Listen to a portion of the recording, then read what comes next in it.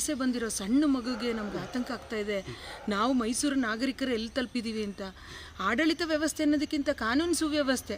ಈಗ ಅವರು ಮೊನ್ನೆ ತೋರಿಸಿದ್ರು, ಒಂದೇ ದಿವಸದಲ್ಲಿ ನಾವು ಅವನನ್ನು ಹಿಡಿದಿದ್ದೀವಿ, ನಮ್ಗೆ ಅದು ಪಾರದರ್ಶಕವಾಗಿ ಆಗಿದೆಯೋ ಆಗಿದ್ರೆ ನಾನು ಪೊಲೀಸ್ನವ್ರಿಗೆ ಅಭಿನಂದನೆ ಹೇಳ್ತೀನಿ. ಆದರೆ ನಿಜವಾಗ್ಲೂ ನನಗೆ ಅನುಮಾನ ಕಾಡ್ತಾ ಇದೆ, ಇಂಥ ಒಂದು ಘಟನೆ ದಸರಾ ಸಂದರ್ಭದಲ್ಲಿ ಅವ್ರಿಗೆ ವಲಸಿಗರನ್ನ ಬರೋರಿಗೊಂದು ವ್ಯವಸ್ಥೆ ಕೂಡ ಮಾಡಿಲ್ದಾನೆ ಅಲ್ಲಿ ಇಲ್ಲಿ ಮಲ್ಕೊಂಡು ಜೀವನ ಮಾಡ್ತಾ ಇದ್ದಾರೆ. ಸೊ ಇಂಥದನ್ನು ಯಾಕೆ ನಮ್ಮ ಆಡಳಿತ ಒಂದು ಕಮಿಷನರ್ ಲೆವೆಲ್ ಆಗಲಿ, ಒಂದು DC ಲೆವೆಲ್ ಆಗಲಿ ಯಾಕೆ ಇದನ್ನು ತಗೊಂಡಿಲ್ಲ ಗೊತ್ತಿಲ್ಲ. ಇದಕ್ಕೇನಾದರೂ ರಾಜಕಾರಣಿಗಳ ಕೈವಾಡಗಳು ಇದಾವ? ಅವ್ರಿಗೆ ಫ್ರೀ ಹ್ಯಾಂಡ್ ಕೊಟ್ಟಿಲ್ವಾ ಕೆಲಸ ಮಾಡ್ಲಿಕ್ಕೆ ಗೊತ್ತಿಲ್ಲ.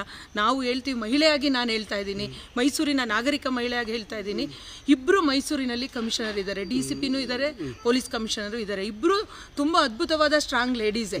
ಅವ್ರಿಗೇನಾದ್ರು ಫ್ರೀ ಹ್ಯಾಂಡ್ಸ್ ಕೊಟ್ಟಿಲ್ವಾ ಕೆಲಸ ಮಾಡಲಿಕ್ಕೆ? ನಾನು ನಿಜವಾಗ್ಲೂ ತುಂಬ ಆತಂಕ ಆಗ್ತಿರೋದು. ಸಣ್ಣ ಮಗು ರೀ, ನಾವೆಲ್ಲ ಹೆಣ್ಮಕ್ಳಿರೋರು. ಇವತ್ತು ಪ್ರತಿ ಮನೆಯಲ್ಲೂ ಆ ಮಗುಗಾಗಿರೋದು ಅದು ಸಾಮಾನ್ಯ ಮಗು ಆಗಿರ್ಬೋದು, ಅದು ಹೆಣ್ಣು ಮಗು. ಈ ದೇಶ ಭಾರತಾಂಬೆಯ ಮಗಳವಳು, ಅವಳಿಗಂತ ಅನ್ಯಾಯ ಆಗಿ 10 ಸಲ ಚಾಕುನಲ್ಲಿ ಚುಚ್ಚಿದ್ದಾರೆ. ಅಷ್ಟು ಅತ್ಯಾಚಾರ ಮಾಡಿದ್ದಾನೆ. ಅಂಥ ಅಮಾಯಕ ಕೃತ್ಯವನ್ನು, ಅದು CM ಕಾನ್ಸ್ಟಿಟ್ಯೂನ್ಸಿನಲ್ಲಿ ಅಷ್ಟು ಆಡಳಿತ ವ್ಯವಸ್ಥೆ ಕುಸಿದಿದೆ ಅಂದರೆ ನಾಚಿಕೆ ಆಗ್ತಾ ಇದೆ. ಅದು ಪ್ಯಾಲೇಸ್ ಮುಂಭಾಗದಲ್ಲಿ ಮಾಡ್ತಾರೆ. ಪ್ಯಾಲೇಸ್ ಮುಂಭಾಗದಲ್ಲಿ ಇವತ್ತು ಎಷ್ಟೋ ಸಾವಿರ ಕೋಟ್ಯಾಂತರ ಜನ 15 ದಿವಸದಲ್ಲಿ ವೀಕ್ಷಣೆ ಮಾಡಿದ್ದಾರೆ. ನಮ್ಗೆ ಇದು ಕಂಡು ಬಂದಿದೆ, ಕಂಡು ಬರದೇ ಇರೋದೇನಾರು ಇದೆಯಾ ಆತಂಕ? ಇದನ್ನೆಲ್ಲವೂ ತನಿಖೆ ಆಗಬೇಕು. ನನಗೆ ಒಂದು ಕಾಡೋದಿಷ್ಟೇ, ಒಂದು ಮಗುಗೆ ರೇಪ್ ಆಗಿದೆ, ಮರ್ಡರ್ ಆಗಿದೆ, ಅಟ್ ಎ ಟೈಮ್ ಒಂದೇ ದಿವಸಕ್ಕೆ ಅವನು ಹಿಡಿತಾರೆ, ಒಂದೇ ದಿವಸಕ್ಕೆ ಆ ವಲಸೆ ಜನಗಳಿಗೆ ಬಸ್ ಮಾಡಿ ಕಳಿಸ್ತಾರೆ. ಇದು ನನಗೆ ಅನುಮಾನ ಕಾಡ್ತಿರೋದು. ಅಷ್ಟು ಬೇಗ ಇನ್ನೂ ಯಾರಿದು